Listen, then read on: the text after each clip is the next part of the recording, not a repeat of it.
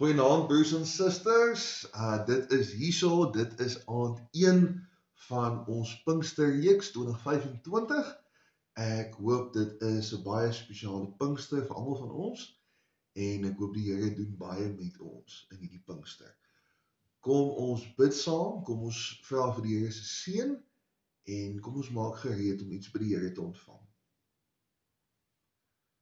Ons wonderlike Here, om Heilige Gees wat ons glo in ons teenwoordig is en in ander gelowiges ook vanaand beweeg. Here, ons vra dat U vir ons 'n nuwe versekering en 'n nuwe belofte vanaand sal gee. Ons hoop om dit by U te hoor en ons hoop om toe te laat dat dit ons sal vorm. Amen.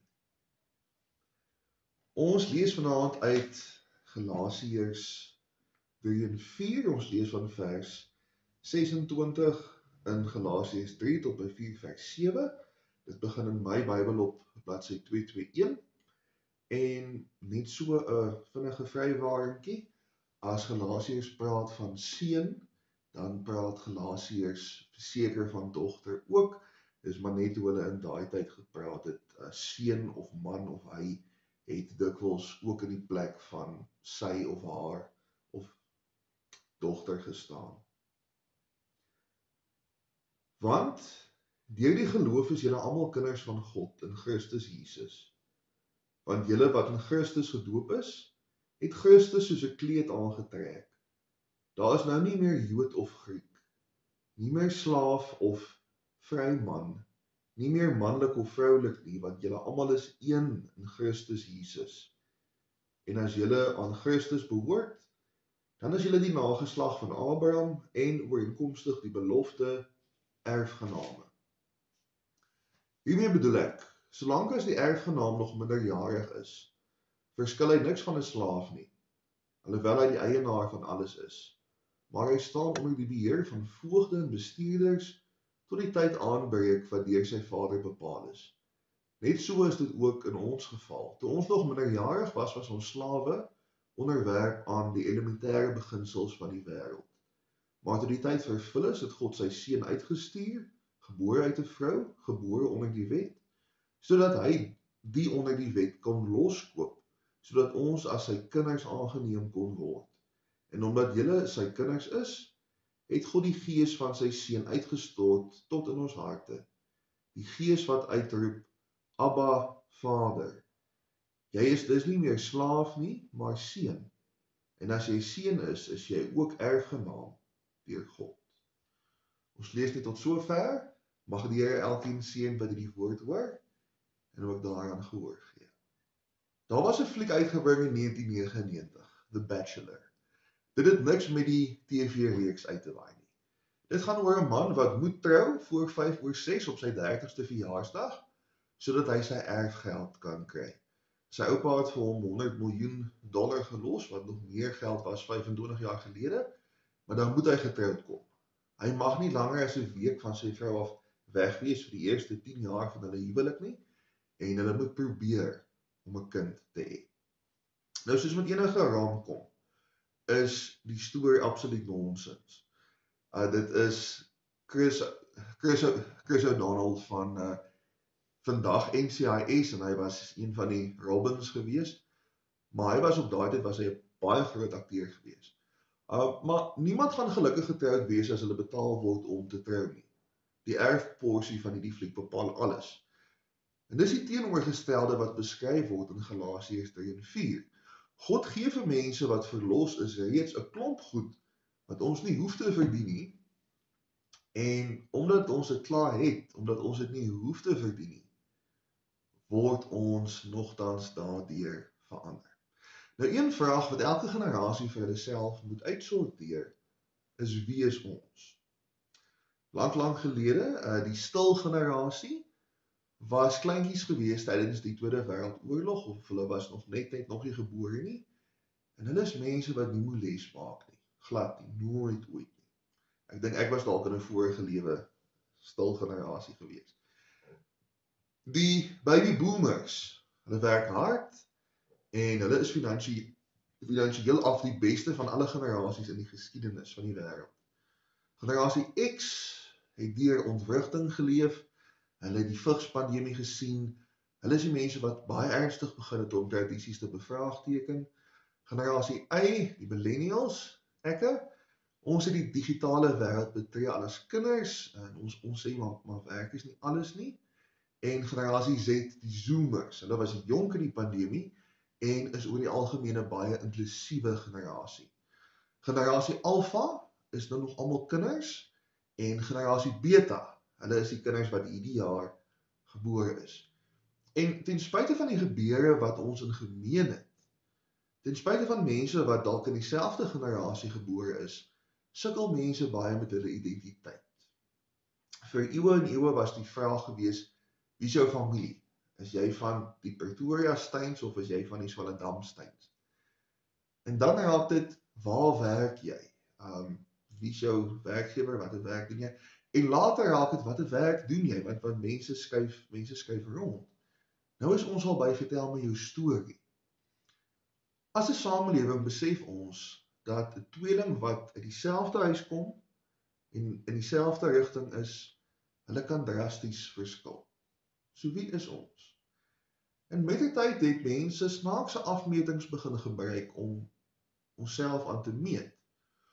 Hoe belangrik is ek in my gemeenskap? Hoeveel geld het ek hierdie jaar verdien? Hoeveel volgelinge het ek op sosiale media? En ken ek die regte mense? As ons praat van onsself as kinders van God, dan het ons eintlik reeds 'n identiteit. In die tyd van die Galasiërs was dit nie algemeen soos wat dit vandag is, om jou erflating evenredig te verdeel nie. Jy het vir jou 'n gunsteling gekies, en hierdie een of miskien 2 verwante, hulle kry omtrent alles wat jy gehad het. So onregverdigheid was deel van die erfproses. Nou kan ons ook maar net dink, hoe dit veroorsaak het, dat daar wit voetjie gesoek word, sodat jy nou die erfgenaam kan word. Maar ons hoor vanaand dat almal van God se kinders, almal van ons is ook God se erfgename. Almal van ons is so spesiaal, soos wat die spesiaalste en die beste en die mees geliewe kind is. My ma het altyd vir my gesê, toe ek nou nog 'n seun was, ek is haar beste kind. En sy mag het sê, want vir 29 jaar was ek haar enigste kind, net voor sy vir Anastasia bygekry het. Maar vir God, is almal van ons God se beste kind. Dis hoe lief God ons het. Dis hoe lief God ons kan hê, want God is God. Daar's oorgenoeg liefde vir die hele wêreld se mense. Dit beteken dat ons eerste en belangrikste identiteit lê nie in waar ons deur geleef het, of wanneer ons gebore is, maar dit lê in ons goddelike ouerskap. Niemand kan dit ooit van ons af wegneem nie, al sou die wêreld ook dan op ons neerkyk. En dit ons niks anders om teen mekaar te vryf nie. Ons is nog altyd kinders van God. En as ek 'n kind van God is, dan is my bure, my kollegas, selfs die vreemdeling wat oor my pad kom, ook kind van God. So eintlik is daar nie so iets soos Christelike medegelowiges nie. Ons het nie medegelowiges nie. Ons het nie geloofsvriende nie. Ons het net familielede. Want almal is broer en suster in Christus. Reg oor die wêreld het ons mense wat nes ons God se beste kinders is. Maar as ons God bely as Vader, dan sê dit nie net iets oor ons nie. Ons bely ook iets oor God self. Ek kan nie vir julle beskryf hoeveel beter ouerskap vandag in lyn is met Jesus as, kom ons sê, 2000 jaar gelede nie. Die pa van jou gemiddelde Griekse huishouding in 100 na Christus was nader aan wat ons vandag dink oor 'n bestuurder. Jy is daar om te werk vir jou pa, en jy moet maak soos wat jou pa sê, Jou pa stel nie belang in jou nie, hy ken jou nie en jou waardes net wat jy kan inbring as 'n werker. Die historie van die pa met die 2 seuns wat Jesus vertel het nie 'n tipiese pa vir daardie tyd nie. Meeste pa's sou die kind wel afgeskryf het. Dis wat hierdie storie so treffend, so anders maak vir daai tyd. En ongelukkig, moet ons nou ook sê, is daar nog mans wat hulle kinders so groot maak. En dan neem dit mense op, wat met sulke ouers groot geword het, as ons dan praat van God as ons Vader. As ons bely, God is ons Vader, dan dink hulle dadelik, nee, ek wil nie nog so een hê nie. Daar's ouers vir wie die bottel belangriker is as die familie. Daar's ouers wat nooit by die huis is nie, en nie net omdat hulle die hele tyd werk nie. 'n Dierbare oom in 'n ander deel van die land het vir my een keer so 'n storie vertel wat my heeltemal geruk het.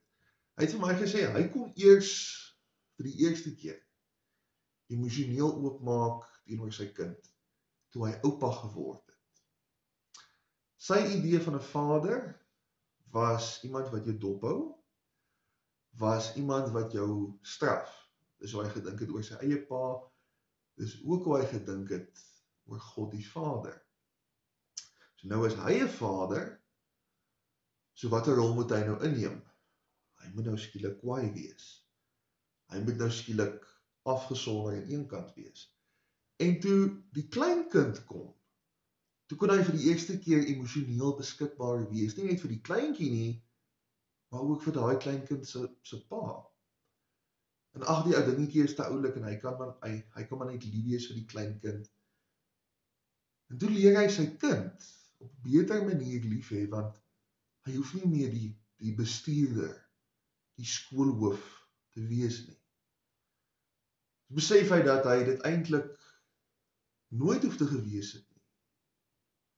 Daai gedagte van 'n pa wat ver is en 'n pa wat net kwaai is, dit het in sy pad gestaan.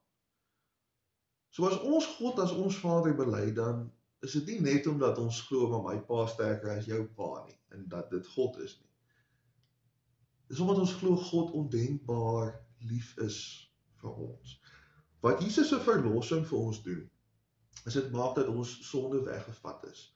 So God kyk nie na ons om ons te oordeel nie. God kyk nie na ons die hele tyd net om ons te straf en om ons by te kom nie. Maar God kyk na ons om ons onvoorwaardelik lief te hê.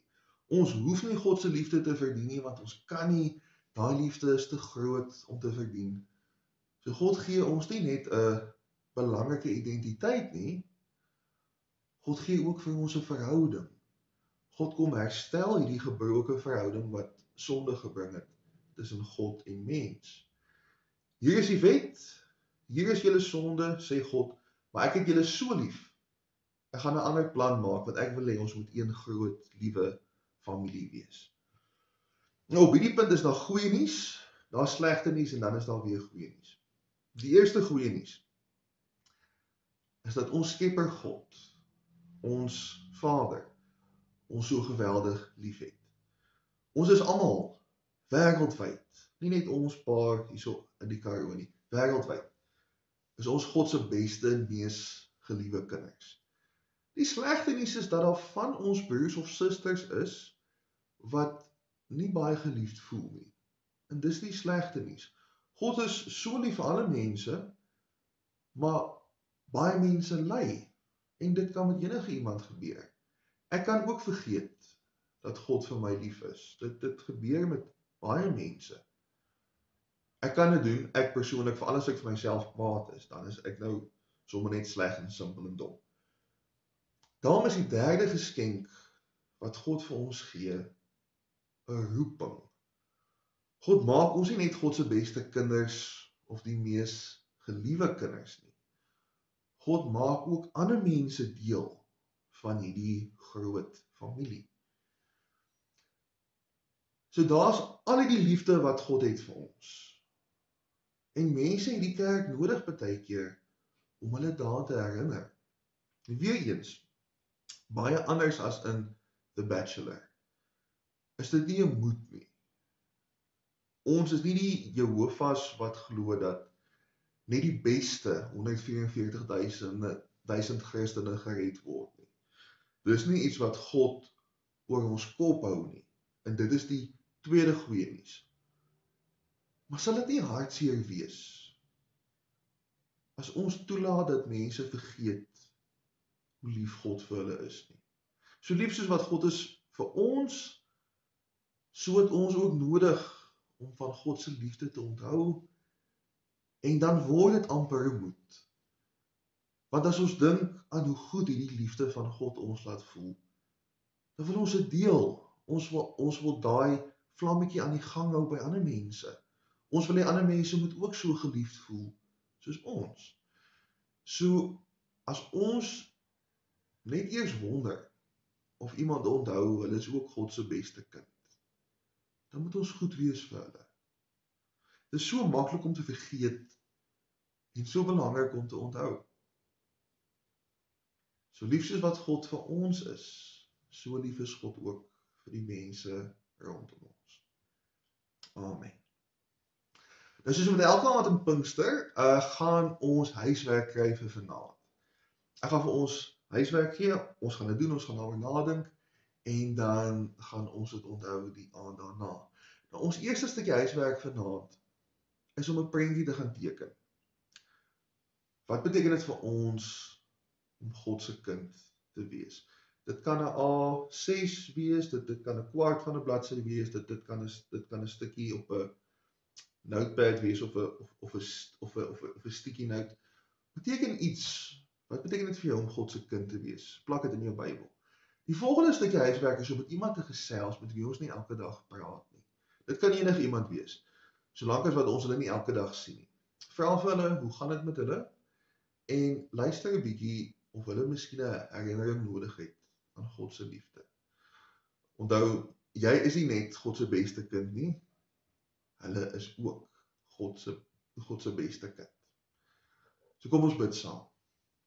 Ons Here, ons wil graag U vereer en U loof en vir U terug lief wees, vir die voorreg om U beste kinders te mag wees. Ons is dit nie uit ons eie uit nie, ons is dit net as gevolg van U.